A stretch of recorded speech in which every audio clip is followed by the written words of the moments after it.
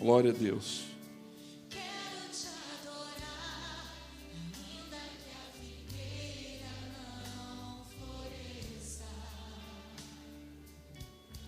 Amém. Glória a Deus. Deus abençoe a todos. Eu quero convidar aqui o professor Robson.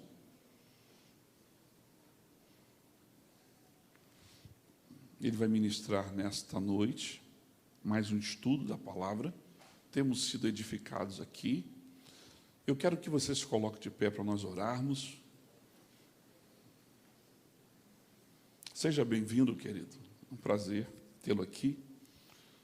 Nós vamos orar, agradecendo ao Senhor pelo momento da oferta, por termos uma semente para colocar no altar, e também vamos orar pela vida do professor Robson, para que ele seja tremendamente usado por Deus nessa noite. Pai, muito obrigado, Deus, por esse tempo maravilhoso que o Senhor tem nos concedido, para estar na Tua casa aprendendo a Tua palavra.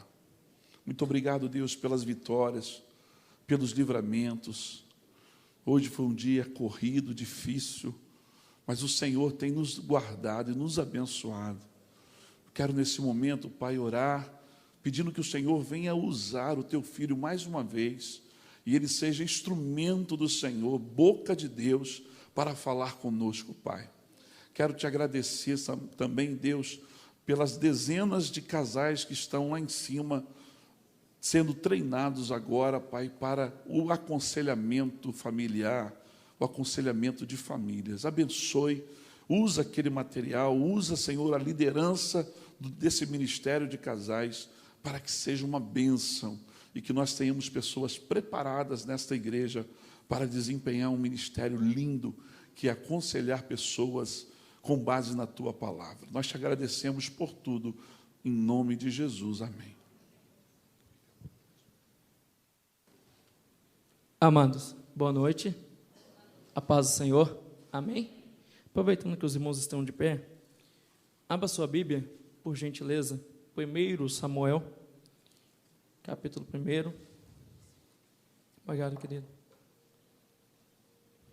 Bom estar novamente com os irmãos, revendo aqui amigos e atendendo o convite do pastor Eduardo Vieira, nosso amigo, nosso inspirador. Que Deus abençoe de uma forma especial. Hoje estaremos dando continuidade sobre os livros históricos, livros interessantes, livros que de fato edificam as nossas vidas. Então, em 1 Samuel, capítulo 1, versículo 20. Amém?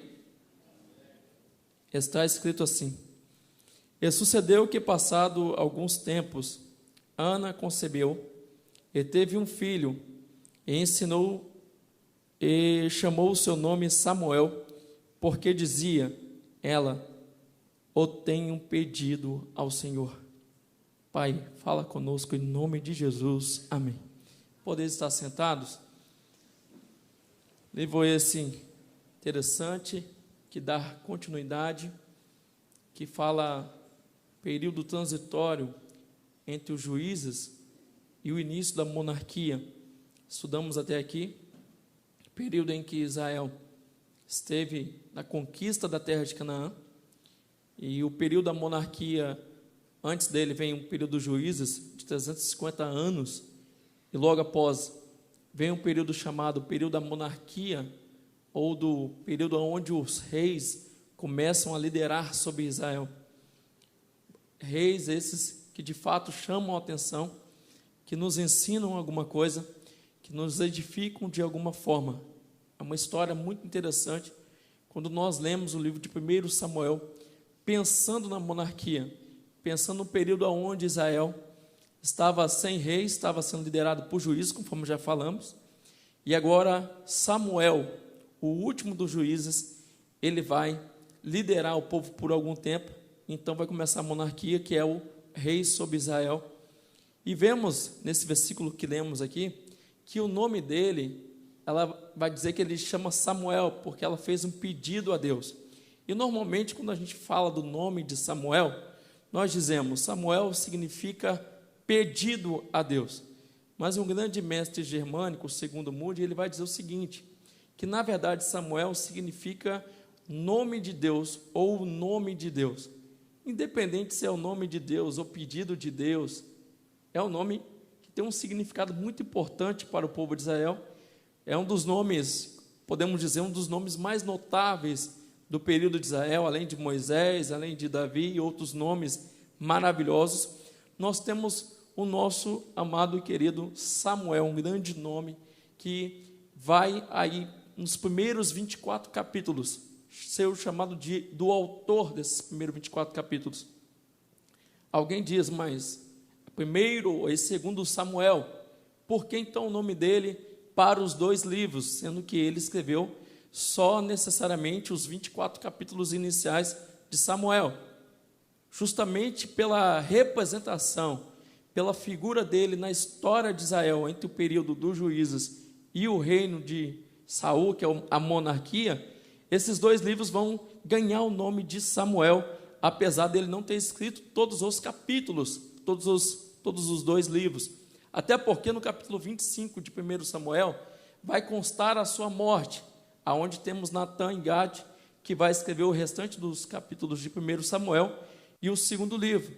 Mas o primeiro livro vai ter o relato principalmente da história de Saul, o próprio Davi, e vamos ter o relato também de Samuel, onde nós lemos aí no capítulo 1, quando fala do início, da chamada de Samuel. Então é interessante nós dividirmos e até mesmo classificarmos desta forma, para melhor compreender a história. Antes de Saul, Samuel estava liderando. Só que Samuel, a história dele é linda porque não foi algo do tipo, queremos um outro juiz.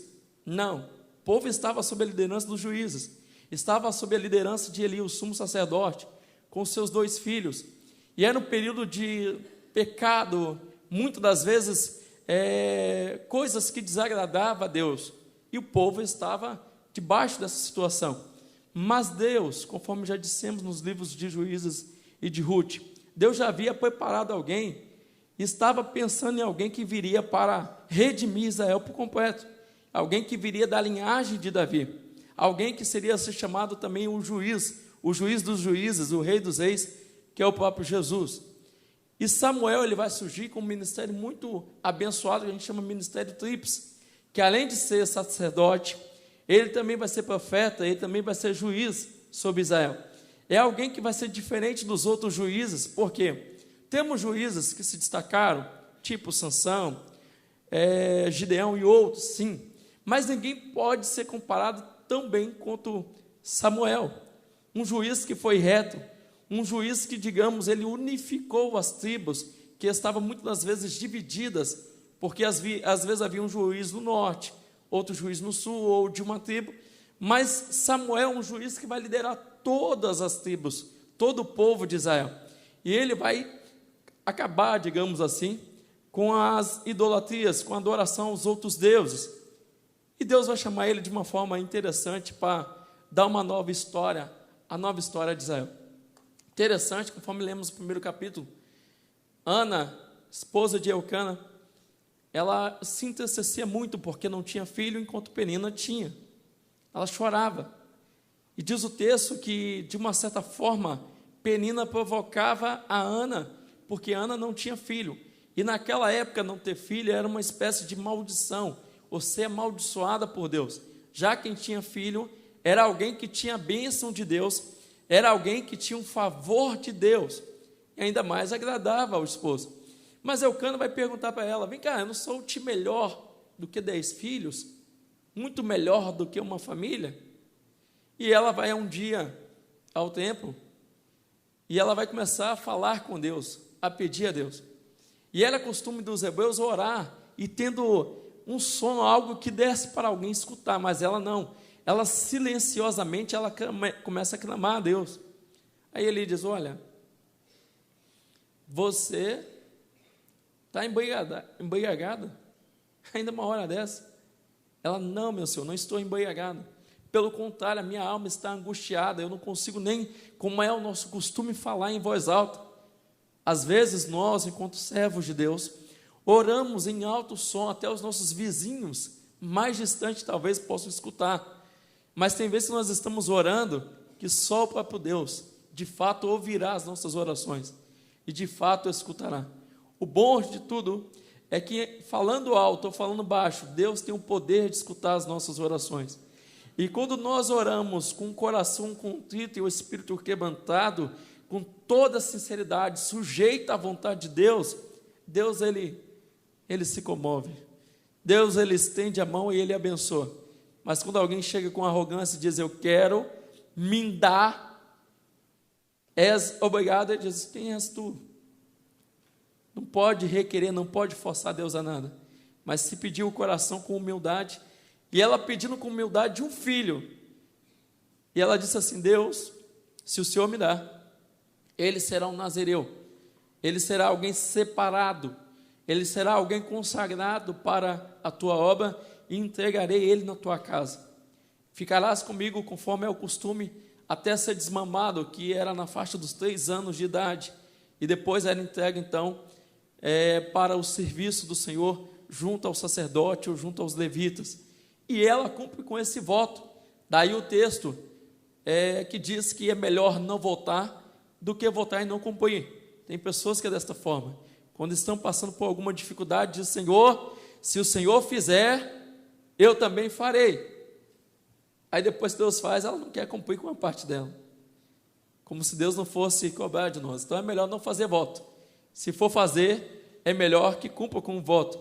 E ela foi uma mulher sábia, inteligente. Ela fez um voto com Deus e cumpriu com o voto, entregando Samuel para estar a serviço. Interessante que vai se dizer os historiadores, que na faixa dos 12 anos de idade, Samuel vai ouvir a voz de Deus, a mesma idade que o nosso Jesus esteve no meio dos doutores, naquela festa que era a festa onde os discípulos, onde o povo de Israel ia até Jerusalém para a festa da Páscoa, do tabernáculo e assim ia. E Jesus esteve no meio dos doutores por volta dos 12 anos de idade, e também por volta dos 12 anos de idade, Samuel vai ouvir a voz de Deus. Mas ele não era alguém experiente com a voz de Deus. Então ele, você está me chamando? Me chama, meu senhor. Ele, não estou te chamando. Volta a dormir. Isso se entende que já era por volta da manhã, porque o candelabro, o candeeiro ficava aceso a noite toda, e de manhã normalmente era reposta a luz, o azeite para dar continuidade. E nesse horário que os historiadores vão pensar, ele vai dizer novamente, Eli está me chamando? Ele diz, olha, não sou eu, mas quando essa voz vier novamente, diga, fala, Senhor, que o teu servo ouve. Interessante que no Novo Testamento Jesus diz, quem tem ouvidos para ouvir, que ouça. Nas cartas às igrejas da Ásia Menor está escrita, quem tem ouvido, ouça o que o Espírito diz às igrejas. Quantas vezes Deus está falando e alguém diz, não é Deus falando, porque ele não falou de bênção. Se fosse bênção, era ele falando. Aí Deus fala assim, olha, eu vou te abençoar, é Deus. Aí Deus fala, olha, eu vou te amadurecer, eu vou te preparar para a minha obra. Aí você diz assim, será que é Deus? Será que é Deus falando? Deus, ele fala de várias maneiras, e ele fala de forma maravilhosa. Então nós precisamos, assim como Samuel, estar atento a ouvir o Senhor falar, e quando Deus disser, a gente diz, eis-me aqui, fala-me, Senhor, porque o teu servo ouve. E Samuel volta, e ele ouve a voz de Deus, e de repente ele volta, e ele vai dizer o seguinte, ei, o que é que tu ouviste? O que o Senhor falou contigo? Com certeza, Samuel pensou assim, essa palavra é dura. O que Deus manda dizer para o sacerdote Eli, não é algo fácil de se dizer. Só que o sacerdote Eli vai dizer ao Samuel, fala-me tudo, não esconda nada, porque senão o Senhor que faça sobre a tua vida o que você vai me negar. Imagina que situação. É igual, por exemplo, quando um irmão chega para nós e diz, irmão, você ora por mim? Você amém, eu oro, pode deixar. Ora agora, irmão. Ouça a voz de Deus por mim que eu não posso. Aí você ouve a voz de Deus, aí a pessoa diz, fala para mim, o que Deus falou? Aí quando você fala o que Deus mandou falar, ela diz assim, não, mas Deus não ia falar um negócio desse, não. No caso do sacerdote ali, ele vai aceitar aquilo que Samuel estava dizendo em nome do Senhor, porque ele sabia que Samuel não era uma pessoa desde criança que brincava com as coisas do Senhor, levava muito a sério. Daí a importância de nós trazermos sim os nossos filhos para a casa do Senhor e ensinar os caminhos do Senhor dentro da casa de Deus mesmo, mostrar para eles que na casa do Senhor não é um lugar para brincar, não é um lugar qualquer, mas é a casa de Deus. E Samuel sabia que não podia brincar com as coisas de Deus. E Samuel diz: olha, Eli, a sua casa, o seu grande problema, Eli, porque os seus filhos estão pecando, os seus filhos estão comendo das gorduras que são para o sacrifício, os seus filhos estão oferecendo sacrifícios estranhos diante de Deus, e Deus vai trazer um castigo sobre vocês. Isso nos mostra que não basta ser um bom líder, isso nos mostra que não basta ser um bom sacerdote dentro da casa de Deus, isso nos mostra que não adianta nós olharmos pela casa de Deus e deixarmos os nossos filhos de lado, e deixarmos a nossa família de lado. Daí quando Paulo diz nas cartas pastorais, ele diz que quem for para ser obreiro também deve governar bem a sua casa. Ou seja, devemos cuidar das coisas de Deus, mas também devemos cuidar da nossa família, zelar pelo nosso filho. Amém, irmãos? Então precisamos de fato fazer isso, assim como Samuel foi um grande juiz, que esteve diante da vontade de Deus, que foi também considerado o que nós chamamos de fundador da escola dos profetas. Já havia profecias antes de Samuel, já havia pessoas que profetizaram, sim, não há dúvida quanto a isso. Mas Samuel vai inaugurar o que nós chamamos do ofício, do ministério do profeta, ou por que não dizer da escola dos profetas, aqueles que tinham uma aspiração por esse grande ministério que era profetizar, eles então deveriam passar por essa escola sob a orientação de Samuel. Vamos entender que o sacerdote representa o povo junto a Deus, leva a Deus o sacrifício do povo. Já o profeta representa Deus junto ao povo, ou seja, em nome de Deus ele fala com o povo que Deus quer falar com o povo. E o profeta não era só aquele que dizia sobre coisas futurísticas, coisas que haveriam de acontecer. O profeta naquele tempo também falava de coisas daquele momento. Por exemplo, se eu digo algo sobre como devemos viver agora, mediante a palavra do Senhor, eu estaria fazendo um ato de um profeta, porque eu estaria mostrando algo para o nosso tempo. Mas se eu falasse de algo que Deus está me revelando para o futuro, ou profetizar algo que vai acontecer, também seria parte do profeta. E o profeta, ele não só falava coisas que eram bênçãos, ele falava aquilo que Deus mandava, mas nunca ele dizia coisas da sua própria vontade. O profeta que era profeta de Deus, ele dizia: olha, se Deus mandar eu digo, se ele não mandar eu não tenho mais nada para dizer. Interessante que um dia um dos reis de Israel diz assim: olha, tem um profeta aqui que ele só fala coisas contrárias, não queremos ouvir ele.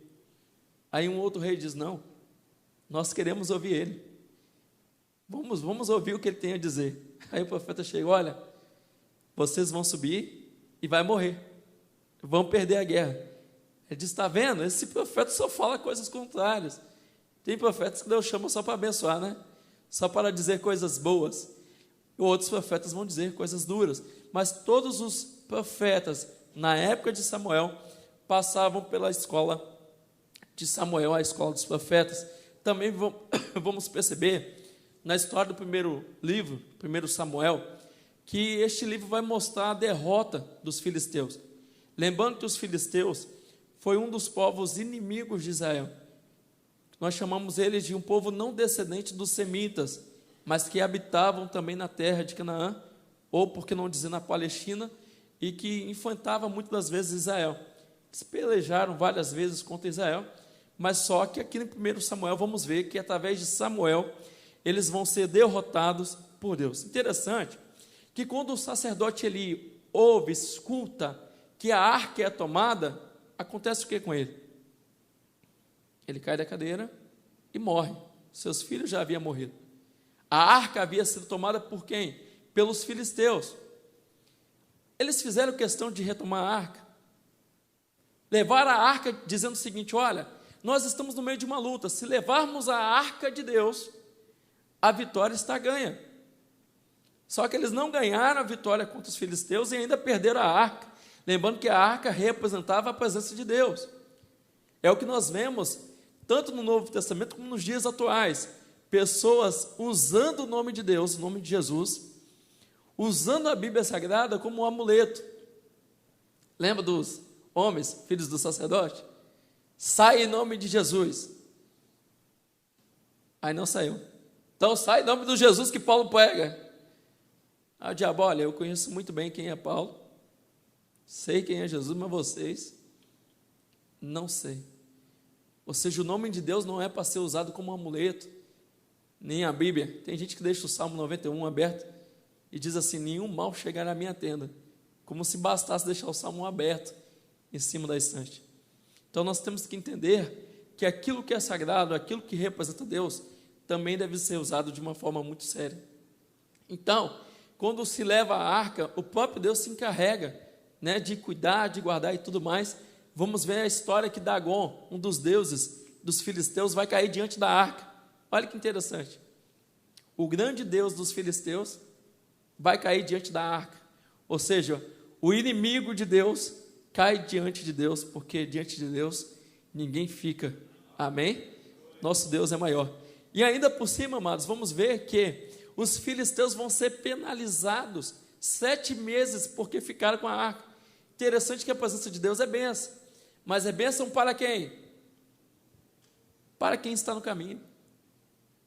Para quem está na obediência ao Senhor. Mas os filisteus que adoravam outros deuses, que estavam diante de Deus, a presença de Deus foi terrível. Então, se nós formos invocar, que nós invoquemos o nome de Deus, mas venhamos pedir: Senhor, perdoa os meus pecados, tenha misericórdia da minha vida, que eu seja obediente, que eu seja um servo constante do Senhor. E aí a arca vai ser novamente, sabe? Vai ser devolvida, porque os filisteus, ei, não quero isso não. Aquilo que é de Deus, o Deus de Israel está nos trazendo problema. Não queremos, então eles vão devolver a arca e tudo mais. Amados, vamos ver aí que é o local onde que ocorre a queda e a morte de Eli, e também a questão da arca, como nós estamos falando, é justamente no período aí onde eles viviam na terra de Efaim, onde o sumo sacerdote vai perder a sucessão ao sacerdócio juntamente com seus filhos, porque oferecia coisas estranhas a Deus. Os sacerdotes, ou por que não dizer aqueles que ofereciam sacrifício, poderiam comer do sacrifício, parte dele? Poderiam, mas não é de qualquer forma igual que os filhos de Eli faziam. Amém? Então vemos aí que nesse começo de história, vamos ver a morte de Eli e dos seus filhos. Então Samuel, que ele vai sendo destacado pelo seu grande feito, como um bom juiz, como um bom sacerdote, ele vai ser respeitado em todo o território de Israel. Quando falava que Samuel estava presente, o povo já se preocupava, que ele era um juiz que estava lá para julgar as causas com retidão. Era um juiz muito correto, então o povo temia esse grande juiz chamado Samuel. E Samuel estava liderando normalmente o povo. O primeiro livro de Samuel vai nos mostrar isso tranquilamente. E ele vai ficar, como se diz a história, velho, vai ficar passado dos dias. E os seus filhos, Abias e Jael, eles não estavam seguindo a mesma retidão do seu pai. E o povo diz assim: olha, Samuel, as nações vizinhas têm rei, tem alguém que os lidera, mas nós não temos, nós somos apenas uma confederação de tribos. E você vai morrer, e os seus filhos não são como você. É aquela grande verdade. Às vezes o pai é uma bênção, o filho não é uma bênção necessariamente como o pai é. Aquela história, né? Filho de peixe, peixinho é, só funciona no ditado, porque na vida real mesmo. Então nós precisamos clamar assim. Com certeza, quando Samuel ouviu isso, ele não se alegrou, lógico.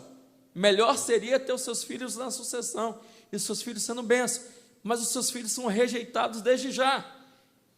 E Samuel também se sente rejeitado. Poxa, eu estou aqui liderando, e Samuel fala com Deus, Deus, olha, aí Deus diz, Samuel, o povo não está te rejeitando, o povo está rejeitando o meu governo sobre eles, porque hoje é uma teocracia, Deus governando sobre o povo, só que eles querem ter uma monarquia, igual às outras nações, eles querem ter rei sobre eles, amém, deixa eles ter o rei deles, olha que situação, deixar de ter o governo de Deus, maravilhoso, reto e sábio, para ter o governo dos homens, quantos que abrem mão de Deus, para que o homem possa falar, é melhor, amados, não ouvir nada, do que ouvir a voz só do homem, melhor acima de tudo é ouvir a voz de Deus, é o melhor que temos, e o povo estava de uma certa forma rejeitando isso, queremos um rei, aí aparece Saul,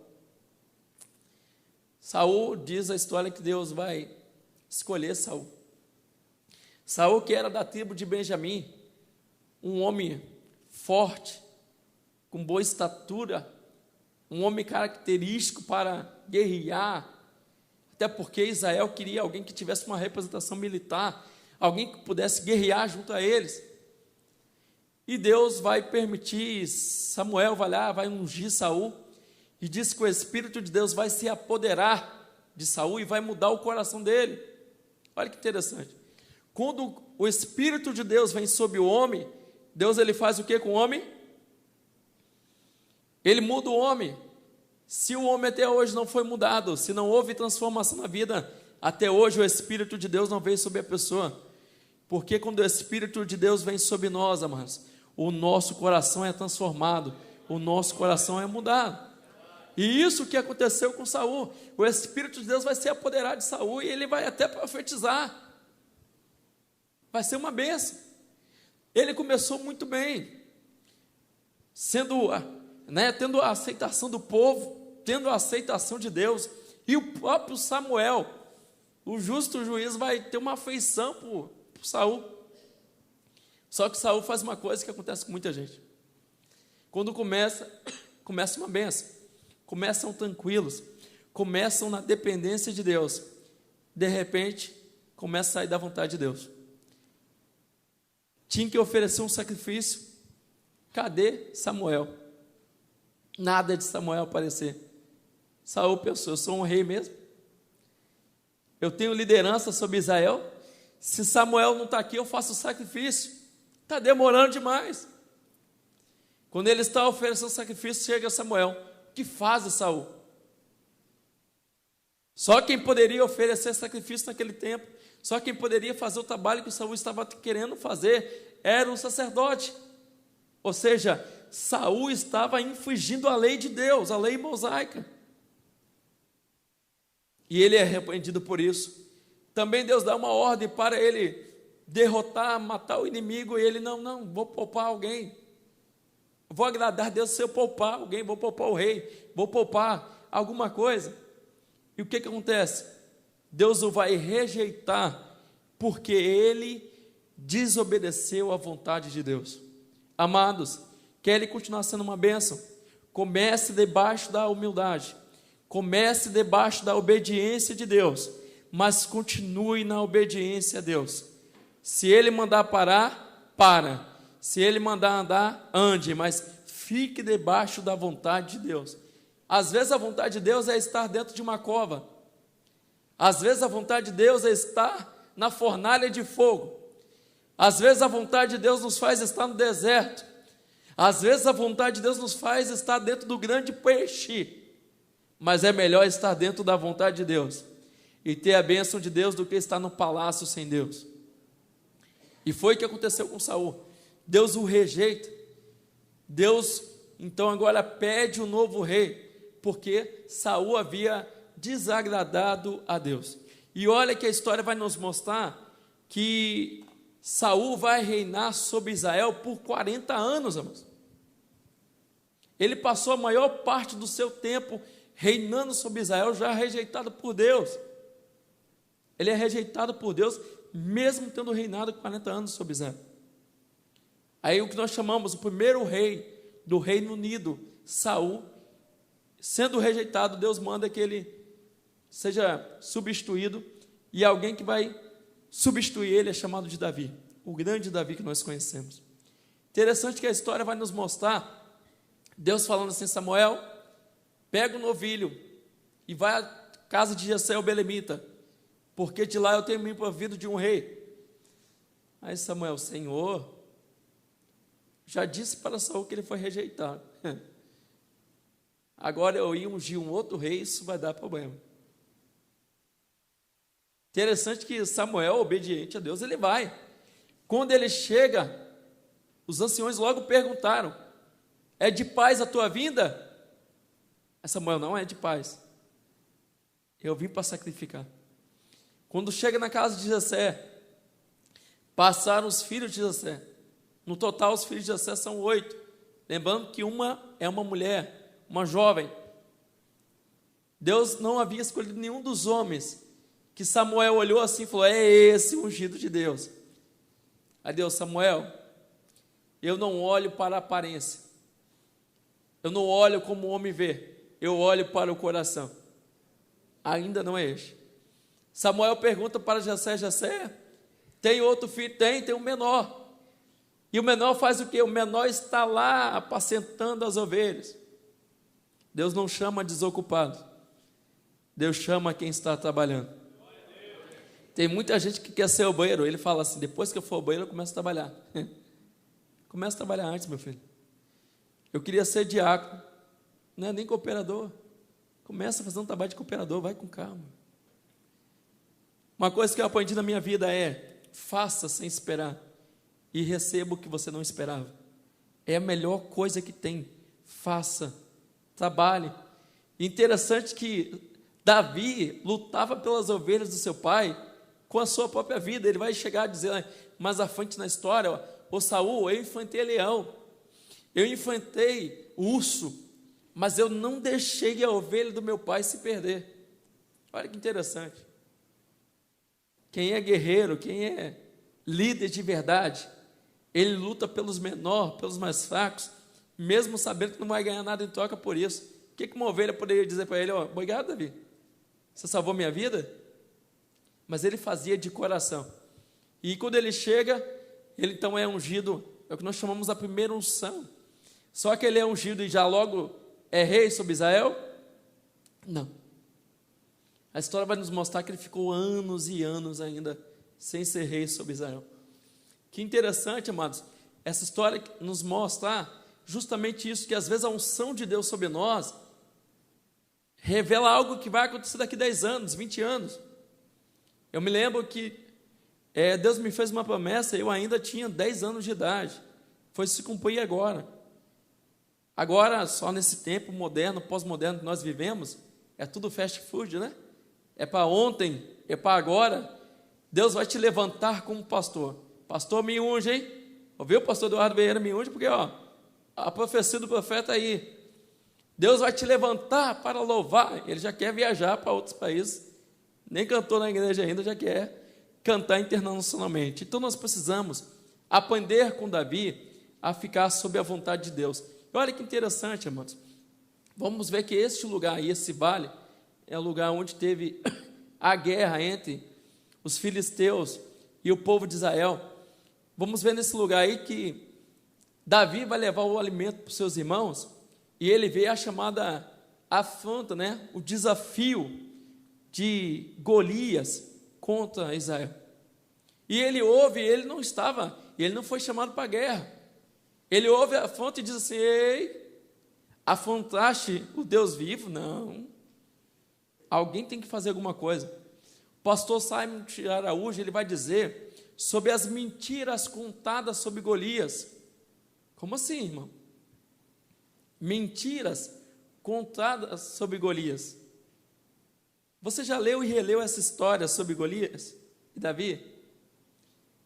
Eu me lembro, não tem muito tempo que eu sou novo ainda, que eu ouvi aquelas histórias e quando Golias, o grande gigante, enfrenta Davi, Davi vai vencer porque Deus estava com ele. Amém, é verdade. Deus estava com ele, por isso que ele venceu a guerra. Mas entenda uma coisa, a altura dele chega, segundo os estudiosos, a 3 metros de altura. Era um guerreiro, Golias era um guerreiro que colocava medo sobre Israel, lógico. A história vai nos mostrar isso. Mas a forma que o exército dos filisteus chegavam e o próprio Golias causavam mais medo que a própria realidade. Quantos de nós que já recuamos diante de batalhas, sendo que não era necessário recuar? Quantos de nós que já pensamos, eu não vou conseguir, sendo que nós poderíamos conseguir muito facilmente? Eu me lembro quantas vezes que eu me escondia atrás do irmão mais fortinho que tinha, para não ter oportunidade, que eu tinha medo de pegar no microfone, que eu morria de vergonha só de pensar. Um dia eu falei, por que não? Por que eu não posso? O que me impede? Quantas coisas que nós já deixamos de fazer, ou deixamos de enfrentar, porque os medos, aquilo que nós ouvimos, nos assustam, e é uma espécie de um grande gigante diante de nós. De fato, havia uma luta muito grande diante do povo, que lutar contra os filisteus não era fácil, eles já haviam perdido anteriormente a guerra. Só que eles tinham tudo para vencer, apesar do grande gigante, vestido, com uma couraça, conforme temos aí na tela. Eles tinham um Deus maravilhoso, e também chamado Senhor dos Exércitos, o nosso Senhor dos Exércitos. Interessante que essa palavra, esse termo, essa frase, Senhor dos Exércitos, vai aparecer primeiramente em Samuel. Em todo o Antigo Testamento, em 1 Samuel, vai aparecer o Senhor dos Exércitos, através de Davi, dizendo, ei, o Senhor dos Exércitos, a quem sirvo, ó Golias, gigante Golias, me entregará hoje nas minhas mãos. Meu querido irmão, será que você pode dizer isso aqui hoje? Eu não sei qual é o gigante que você está enfrentando, qual é a luta que você está enfrentando, mas cuidado para não ser refém de coisas ilusórias, porque muitas das vezes deixamos de confiar no verdadeiro Deus, deixamos de vencer grandes batalhas, porque estamos sendo reféns de mentiras, de histórias que não existem. Daí vale a pena, eu sempre digo e continuo dizendo, eu prefiro continuar acreditando no meu Deus, que vive e reina para todo sempre. Eu prefiro continuar acreditando na palavra dele. Se ele diz que eu consigo, eu consigo. Se ele diz que eu posso, eu posso. Se ele também diz que eu não posso, amém. Mas naquilo que ele diz que eu posso, eu tenho que confiar no Deus vivo, porque é a verdade. E aí a história vai nos mostrar que Davi foi com uma funda, pegou as 5 pedras tão usadas pelos pregadores, o príncipe da paz, pai da eternidade, e Davi tira aquela pedra que estava representando, Deus vencendo. Lógico, os pastores, os cuidadores de ovelhas a do Oriente usam muita funda, mas a maior vitória realmente estava aí no nome de Deus. Daí o salmista fala, uns encurvam-se e caem, mas nós faremos menção do nome do Senhor.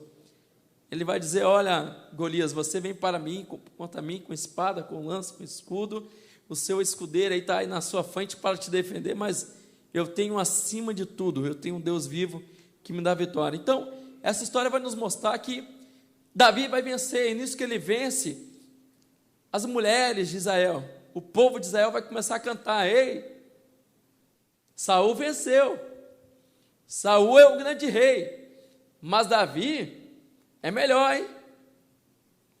Na linguagem atual, Davi é o cara, hein? Davi faz, hein? Saul se agradou? Lógico que não. Saul teve logo aquele ciúme, Quando alguém chega para você, a irmã canta melhor que você, hein? Você é uma benção, mas o irmão prega como ninguém, hein? Aí você diz, ai, misericórdia, ele é melhor que eu. Irmão, a Bíblia é bem clara.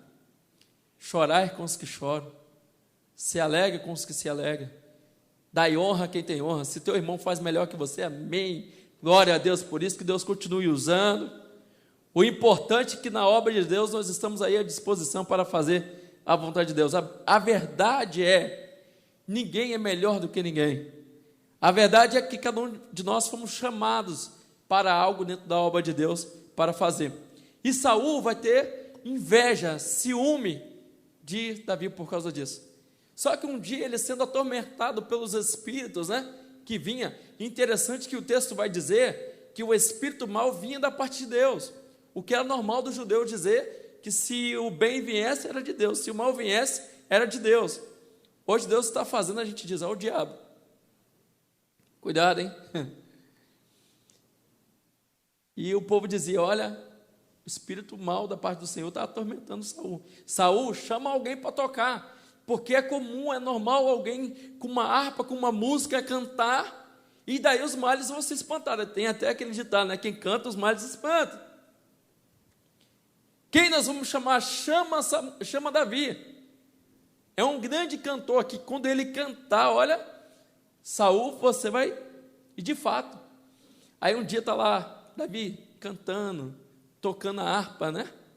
O grande instrumento usado naquela época. Aí Saul vai e lança uma lança contra ele. Olha o que é inveja, o que o ciúme faz com as pessoas. Em vez de unir as pessoas, separam as pessoas.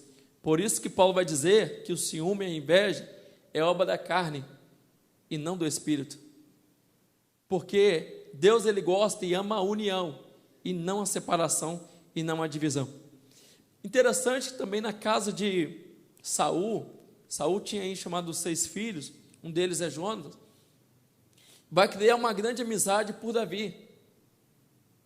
Alguns até usam para dizer que não tem nada a ver homem com homem, mulher com mulher, até porque Jonatas e Davi tinham um grande amor um pelo outro.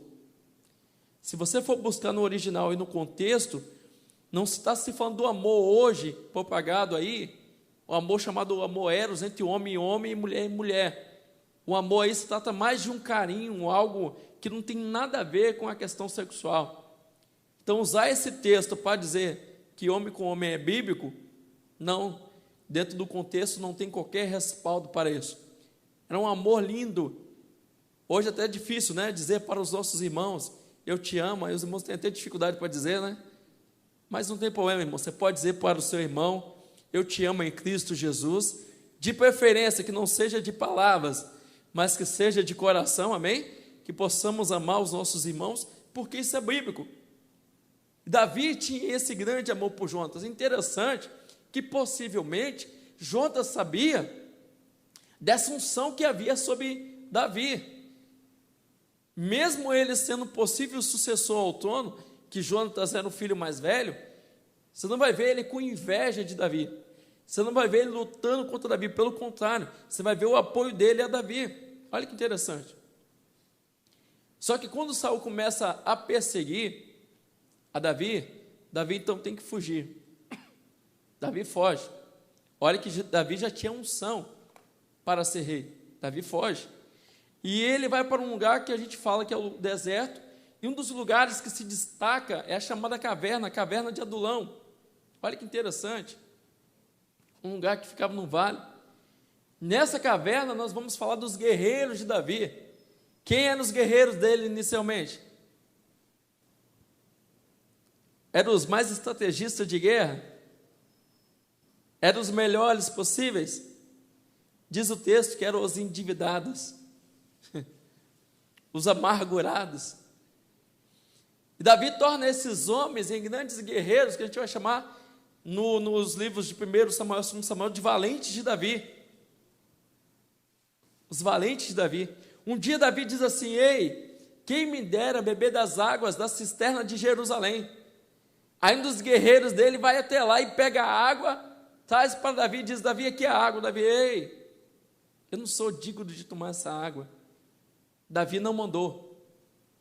Ele só disse: quem me dera tomando água. Um bom líder, ele não chega a mandar. Ele só pede. Ele só pensa. E o liderado diz assim: rapaz, esse líder meu, eu tenho que fazer. Tem que fazer por ele, que ele é um bom líder. Que nós sejamos líderes igual Davi, que teve e enfrentou tudo isso. Amados, vamos ver também, ainda em 1 Samuel, que Saul, Davi já estava no deserto, já estava fugindo de Saul. Vamos ver que Saul ele vai consultar a chamada pitonisa, né?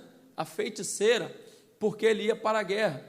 E Samuel já havia morrido, conforme relata o capítulo 24 de 1 Samuel. Samuel havia morrido, havia dito também antes para Saul que Saul estava rejeitado, não havia mais a palavra do Senhor. O que Saul faz? Vai até uma pitonisa, uma feiticeira, para tentar consultar Samuel, sendo que na lei de Deus é bem clara que o povo de Deus não poderia consultar feiticeira, não poderia ir atrás da adivinhação, e Saul vai contrariando. E alguns historiadores, pensadores vão dizer que o próprio Samuel apareceu para Saul. Para e pensa, se feitiçaria contrariava a lei de Deus, a possibilidade de Samuel aparecer ali estava bem descartada. Para piorar a situação, aquilo que se diz que Samuel apareceu e falou, se cumpriu? Não, não se cumpriu. Ah, mas cumpriu parte. Aonde que você olhou as profecias de Samuel, lá atrás, que alguma coisa que ele disse cumpriu parte, não cumpriu tudo? Aonde que tem alguma coisa que foi mentira e não foi verdade? Tudo quanto Samuel fez foi reto e segundo a lei de Deus. Agora, depois de morto, ele ia aparecer contrariando a lei de Deus. Então, aquele profeta ou aquela pessoa que se diz que apareceu ali, está mais para ser o diabo, uma ilusão, do que o próprio Samuel ali, que apareceu, até porque diz que Saul ia morrer, os seus filhos, e 3 filhos sobreviveram àquela situação. E ainda por cima vamos ver, além dessa consulta que ele faz com a feiticeira, contrariando a vontade de Deus, Saul também ele vai se suicidar. Ele diz o seguinte: eu caí na mão dos inimigos, sem envergonhado, não vou fazer isso não. Eu prefiro me suicidar do que cair na mão dos inimigos e deixar que as coisas aconteçam. Suicídio é de Deus. Um dos mandamentos é: não matarás. Alguns crentes chegam a fazer igual Elias, né? Senhor, tira minha vida, porque eu não sou melhor que os meus pais. Se eu pudesse, eu tirava a minha vida para ir para o céu. Ei, isso não é bíblico não, irmãos. Melhor estar com Deus, mas melhor é esperar a vontade de Deus. Aí tem aqueles crentes que falam assim: não, eu não preciso vigiar não, Deus guarda.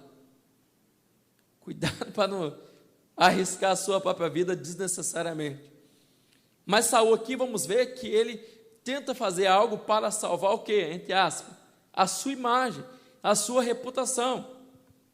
Ele se auto-suicida e também os seus 3 filhos morrem naquela peleja, morrem naquela guerra. Na luta, uma das lutas de Israel. Quando Saul morre e a notícia chega para Davi, você vai ver isso no livro de 1 Samuel. Você não vai ver Davi se alegrando. Ah, aquele que perseguia minha alma morreu. Aleluia. Glória a Deus. Não é igual aos tempos de hoje, né? Que Deus mate os meus inimigos. Mas matar o inimigo é uma coisa, agora matar o seu irmão que te persegue, é melhor que Deus transforme a vida dele. Eu fico espantado quando o crente diz assim: bandido tem que morrer,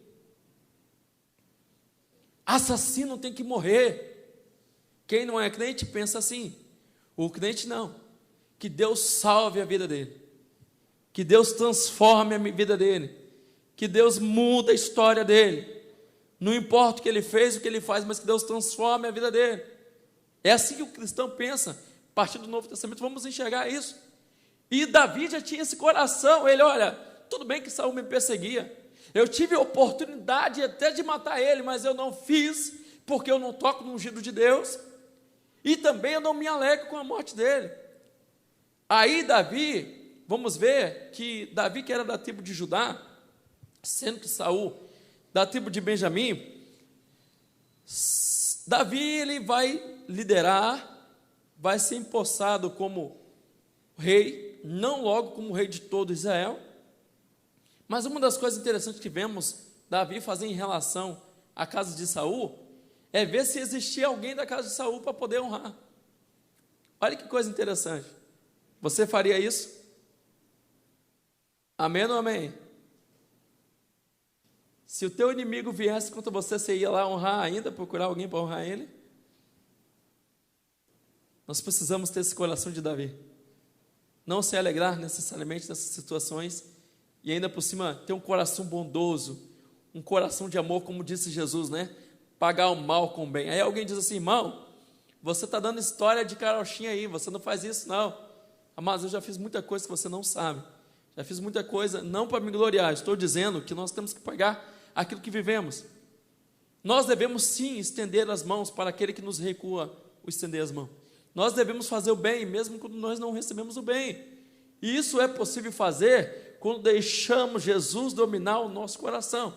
Por isso que Paulo diz, eu tenho por vós as dores de parto, até que Cristo esteja formado em vós. Porque quando Cristo está em nós, amados, nós passamos a ter as mesmas atitudes que Cristo teve aqui na terra e tudo mais. Amém? Aí vamos entrar, amados, no livro de 2 Samuel, lembrando que é uma continuidade de 1 Samuel. 1 Samuel temos Samuel, o próprio Samuel, sacerdote.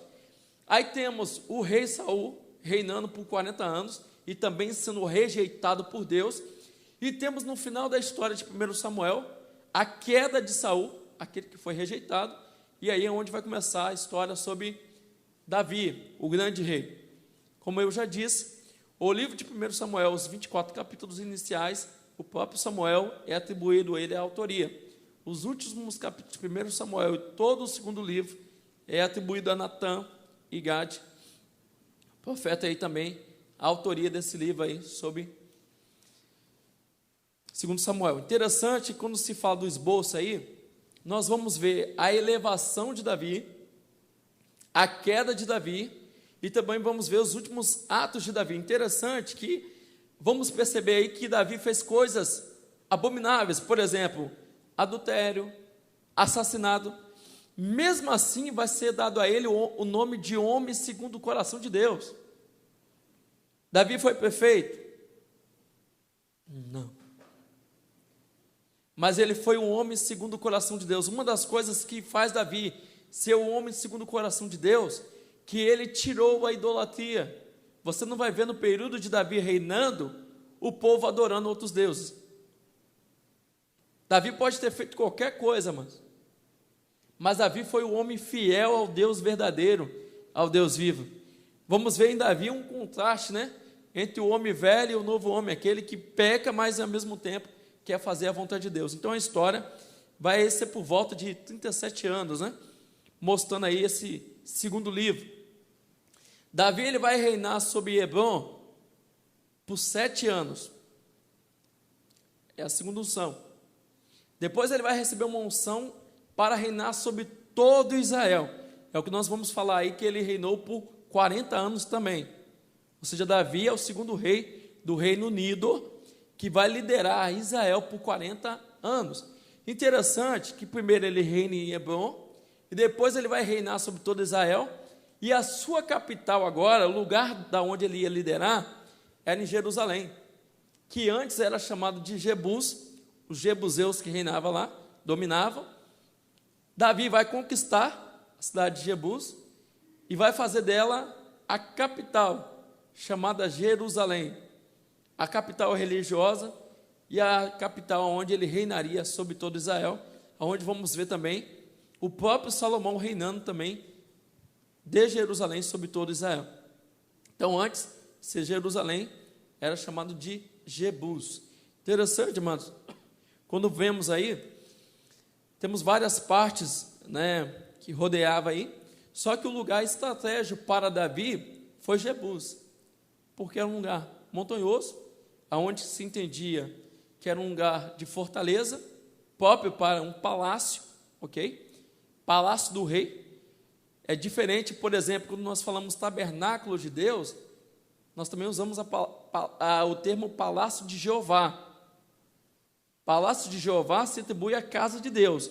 Quando é palácio do rei, aí vamos se referir basicamente nesse período aqui, o palácio que ficava em Jerusalém, da onde Davi vai reinar 40 anos sobre todo Israel. Interessante, amados, que vamos ver nesse livro também as provações de Davi. Como já falamos, Davi, antes de ser rei sobre todo Israel, ele vai enfrentar urso, leão, ele vai enfrentar Golias, ele vai enfrentar perseguição por Saul, e ele, todavia, foi obediente e esperou a vontade de Deus. Esperou quanto tempo, irmãos? Foi 1 ano? 2 anos?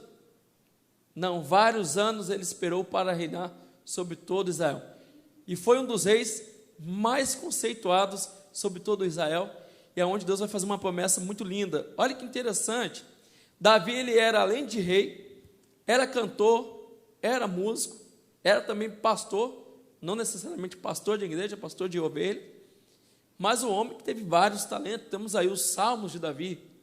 Interessante que entender os salmos de Davi depende também de entender a história de Davi, que dá uma melhor compreensão sobre os salmos. Salmos lindos. Ele estava um dia, digamos assim, na parte gramada e diz: o Senhor é meu pastor. Aí a versão mais fiel ao original diz: e de nada tenho falta. Ou seja, o Senhor é suficiente. Eu posso ter guerreiros à minha volta, eu posso ter o palácio, eu posso ter as tribos de Israel, mas Deus é suficiente sobre a minha vida. Interessante que vemos também no livro de 2 Samuel, no capítulo 7, a grande promessa é o que nós chamamos da promessa da linhagem de Davi, que Deus diz que o trono dele seria perpétuo, porque o próprio Jesus viria da linhagem de Davi, fazendo uma referência já ao próprio Jesus, que viria da linhagem de Davi, da tribo de Judá. Ou seja, para entendermos essa promessa, é importante que leiamos o capítulo 7 de 2 Samuel.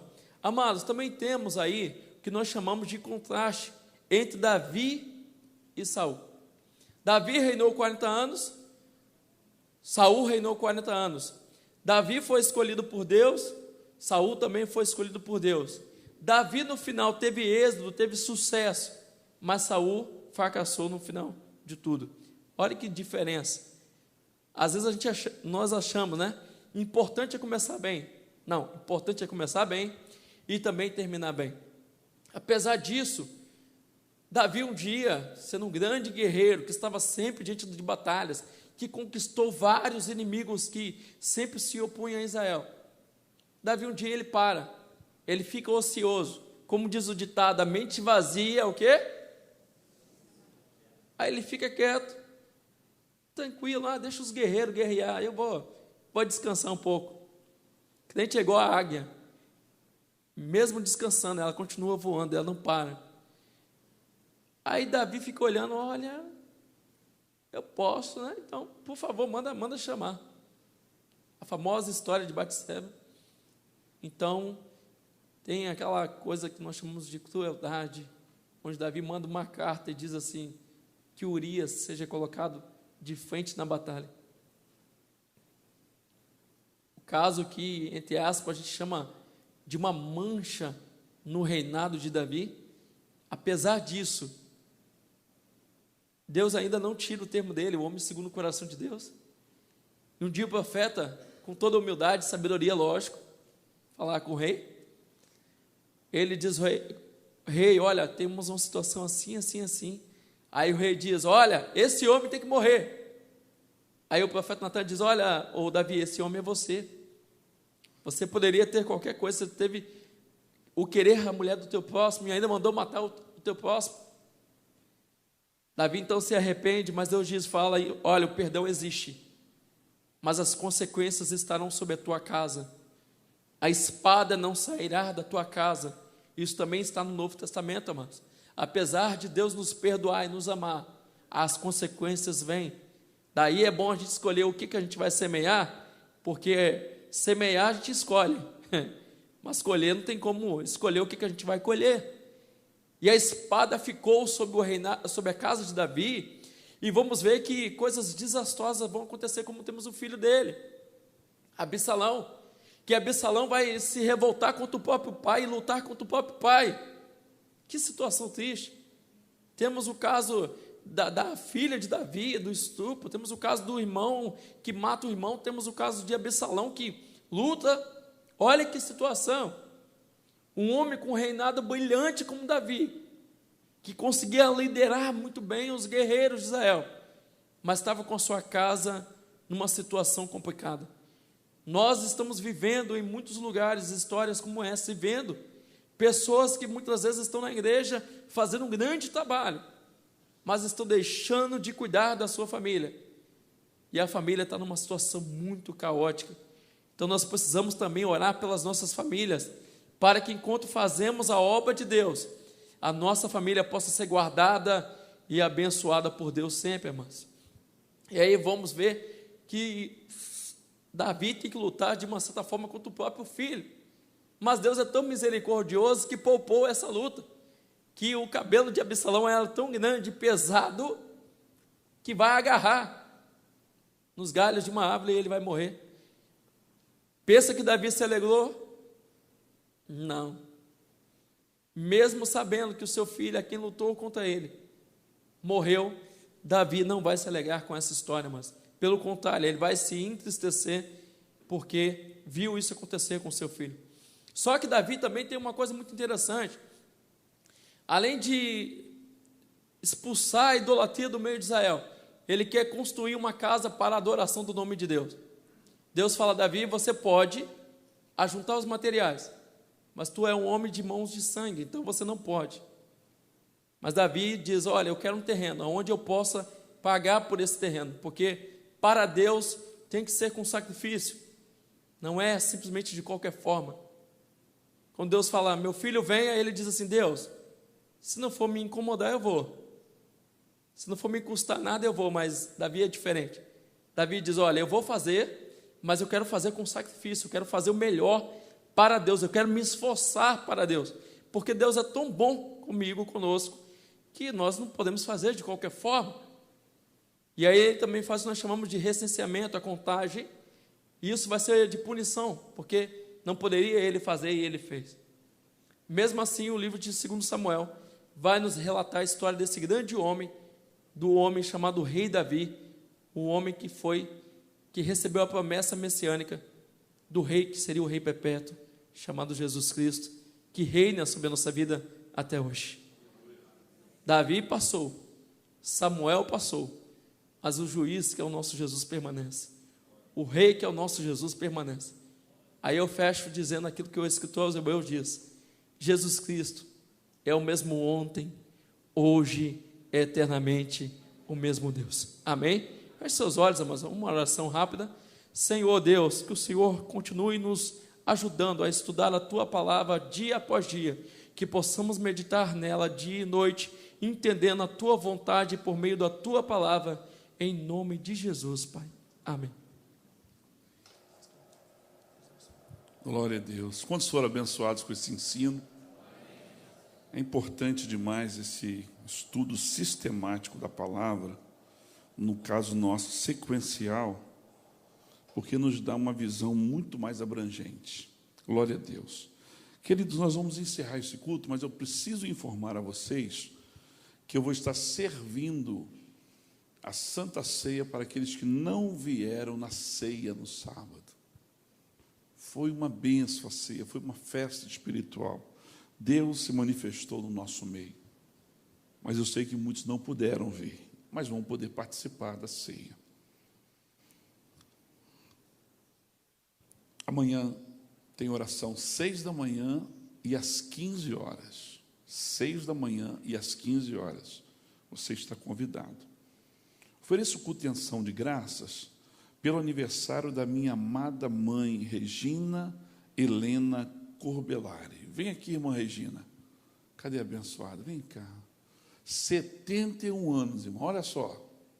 Ó, inteirinha, ó, durinha. Cai não, Regina. Fiquei emocionada, não. Aleluia. Irmãos, eu ia caminhar algum tempo atrás, né? Eu ia caminhar ali na beira da praia, no calçadão, irmão, quando de repente passava uma velhinha correndo. Aí quando eu olhava, era a Regina. Eu falei: ó, só Jesus, irmão. Aí eu falava assim: ó, passando, ligeirinha. Deus abençoe sua vida, tá? Está conosco antes do início da igreja, antes de começar. Mais de 18 anos conosco, para a glória de Deus. Irmã Iramar, irmã Nirlene, oferecem um culto em ação de graças pelo aniversário da irmã Regina. Deus abençoe nossa guerreira. Eu quero pedir oração, irmão, pelo irmão Renato. O irmão Renato, ele passou mal, um princípio de infarto. E olha que o menino é professor de educação física. Renato, que cuida dos adolescentes, né, que trabalha aí com os eventos, e está hospitalizado no Hospital Praia da Santa Mônica. E amanhã eu vou estar visitando logo pela manhã, e eu peço as orações dos irmãos pela vida dele, em nome de Jesus. Hoje também está aniversariando Lucas Rocha Carvalho. Hoje é dia 8 ou 7? 7, não é? Lucas Rocha Carvalho, eu não vi ele aqui. Michele Marques e Fernanda de Sá. Eu quero parabenizar esses irmãos, mesmo na ausência, nós não podemos esquecer desses irmãos e orar por eles. Graças a Deus. Silomar pede oração pela sobrinha Ágata Rocha Carone, de 10 meses, que submeteu uma cirurgia. Vamos orar.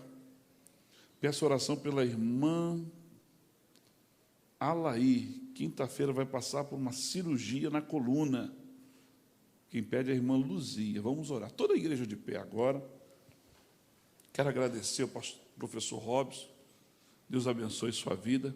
Irmãos, eu estava atendendo um casal ali durante a... Só poderiam ser atendidos agora, nesse horário. De dia eles não podem por causa de trabalho. Então, estava ali atendendo. Vamos encerrar com oração, só lembrando aos irmãos que o feriado da Semana Santa está chegando. E eu quero pedir aos irmãos que não se inscreveram ainda para o retiro da família, que procure a secretaria para se inscrever. Você pode pagar parcelado. E o retiro, irmãos, é um tempo de comunhão, um tempo de busca, um tempo de renovo de Deus, um tempo de novas amizades. Você, interage com outras pessoas da igreja, e é uma bênção, maravilha de Deus. Eu quero fazer aqui um convite. Eu vejo várias pessoas novas na igreja, várias, como esse casal bonito aqui, e outros mais. E, normalmente, de uma vez por mês, ou 15 em 15 dias, quando dá, eu faço um evento, que é um dia de comunhão, e nós fazemos ali no sítio, na Barra do Jucu, em que nós passamos o dia juntos, as crianças tomam banho de piscina, brincam, jogam futebol, e a gente almoça junto, e 3 da tarde, 4, a gente retorna. E sábado nós vamos ter esse dia de comunhão. E eu quero convidar você, todos, está aberto a todos, mas eu quero principalmente convidar aqueles que nunca foram, aqueles que nunca participaram. Meu irmão, igreja deve ser uma família. Nós temos que estar mais próximos, não é que, vire para o teu irmão e saude ele com a paz do Senhor. Isso é apenas uma saudação, isso não é comunhão. Comunhão vai além. Então eu quero convidar as pessoas, principalmente, os outros podem ir, pelo amor de Deus, não me entenda mal. Eu quero convidar as pessoas que nunca foram, para poder confirmar na secretaria, seja amanhã, porque quinta-feira eu não vou estar aqui, que eu vou estar indo em Marataízes, resolver um problema na igreja de lá, mas confirme na secretaria.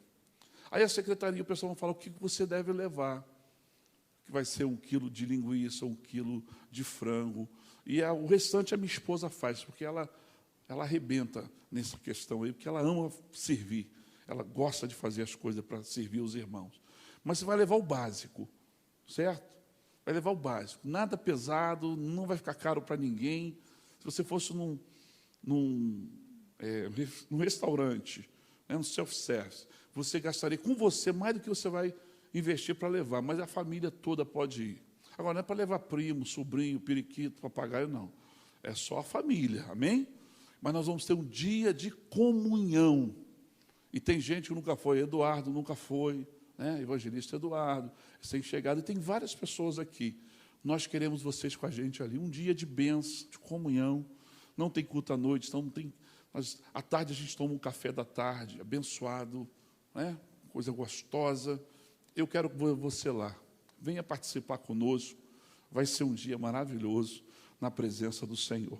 Ah, mas eu não conheço quase ninguém. É por isso mesmo. É lá que você vai conhecer, é lá que você vai fazer amizade. É lá que você vai brincar, vai se divertir.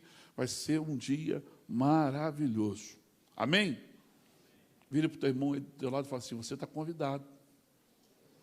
Você está convidado. Regina 220, já está convidada. Te convidei lá fora. Amém? E você vai passar um dia lá. Vou botar você no balanço, vou empurrar você balançando. Ela está rindo. Vamos agradecer a Deus? Jobson, amém?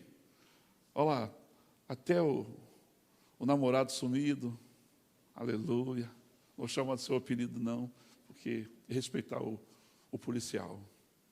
Senhor, nós te agradecemos, porque esta noite, mais uma vez, o Senhor abençoou a tua igreja com a tua palavra, com o ensino que nos traz mais conhecimento. Isso é maravilhoso aos nossos olhos. Muito obrigado, Deus, pela vida do professor Robson. Abençoe sua vida, sua família.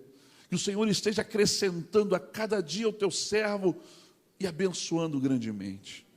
Senhor, eu também coloco diante do Senhor a irmã Regina, essa guerreira, essa obreira, essa ajudadora. Deus, eu oro pedindo que o Senhor venha curar a sua vida. Toda enfermidade, no nome de Jesus, seja curada, do alto da cabeça à planta dos pés. Senhor, venha trazer saúde emocional, mental à tua serva. Venha tocar no seu psique. Venha fazer uma obra que o médico não conseguiu fazer. Eu lhe peço, Senhor, por misericórdia. Deus, glorifica o teu nome através dessa cura. Eu quero ver a tua serva ativa como já esteve, atuante como esteve, com a tua bênção, Pai. Senhor, também eu oro pelos demais irmãos que estão aniversariando, que o Senhor possa alcançá-los aonde eles estiverem agora. A tua bênção seja sobre eles de uma maneira especial e o teu nome seja exaltado. Senhor, apresento a vida do irmão Renato, que está ali naquele hospital, na UTI. Que o Senhor venha abençoar poderosamente, venha trazer restauração e cura ao teu servo. Também te apresento essas vidas que pedem oração. A Laí, que vai passar, ó Deus, por uma cirurgia, que o Senhor esteja abençoando. Esta criança, ó Deus, a Ágata Rocha, tome em tuas mãos também. Dê a vitória, Senhor Deus, a estas vidas. Leva-nos em paz debaixo da tua poderosa mão. Nós oramos e agradecemos em nome de Jesus. Amém. A graça do nosso Senhor e Salvador Jesus Cristo, o grande e incomparável amor de Deus e a comunhão e a consolação do Espírito Santo sejam com todos que amam e aguardam a volta de Jesus, e todos digam: amém. Deus abençoe a todos em nome de Jesus. Quem não participou da ceia vai participar aqui, ó, na minha frente, por favor. Um momento de comunhão com Deus que nós teremos. Aleluia.